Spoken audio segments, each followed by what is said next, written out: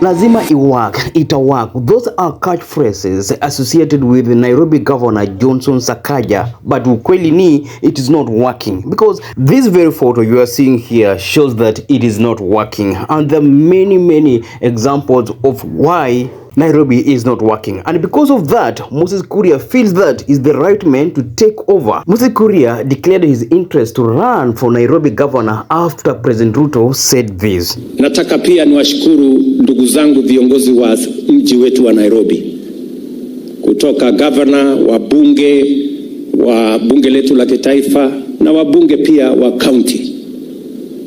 Najua tuko na mjadala mkubwa katika mji huu, kwa sababu mji wa Nairobi ni sura ya taifa letu la Kenya.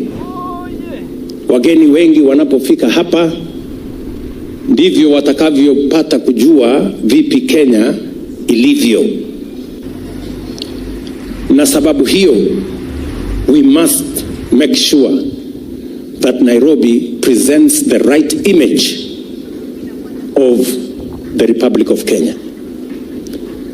Mimi nimeketi chini na hawa viongozi, nimeketi chini na MCS walikuja kuniona, nimeketi chini na governor, nimeketi chini na wabunge wa Nairobi, na tumekubaliana mambo matatu ya muhimu ambayo national government itasaidiana na county government kuyatimiza.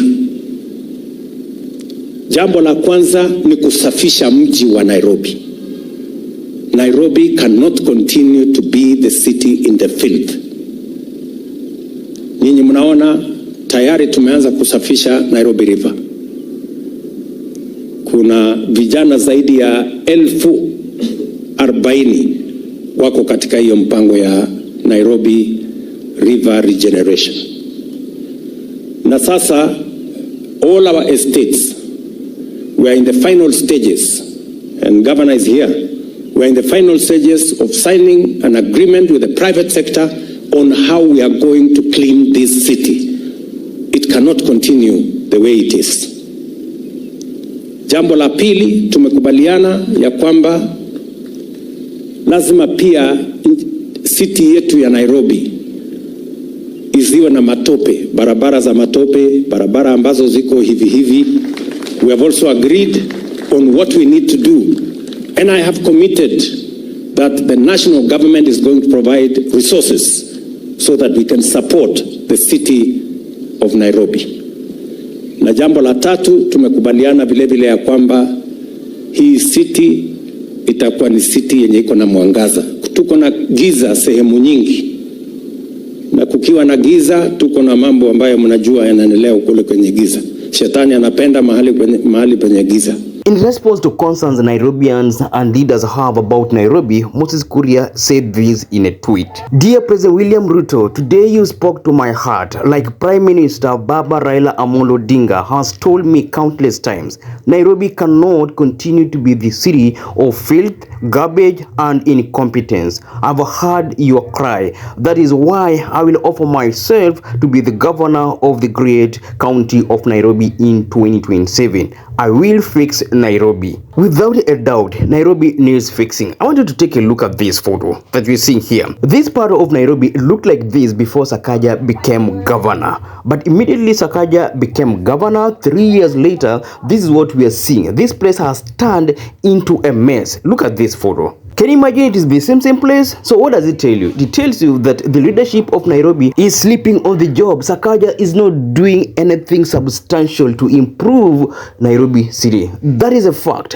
and that means he is incompetent, and Nairobi cannot continue having incompetent leaders like Sakaja. So the big question is Moses Kuria the right man to succeed Sakaja? I appear not to have a conclusive answer, but what I know is that Moses Kuria has a credible and educational background, unlike Sakaja. Also, he has been in politics, he has been a member of parliament, and he did a good job in Gatundu South.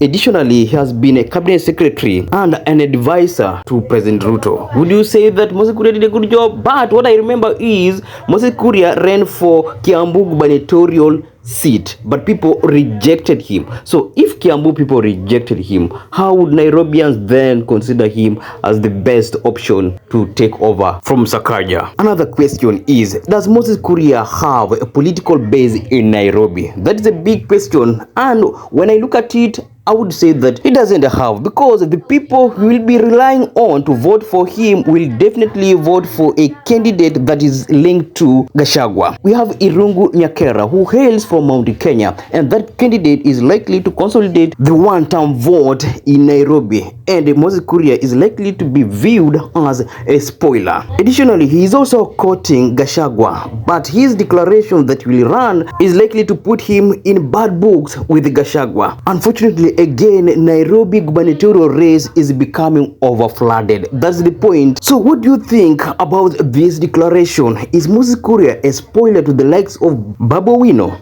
Drop your comments.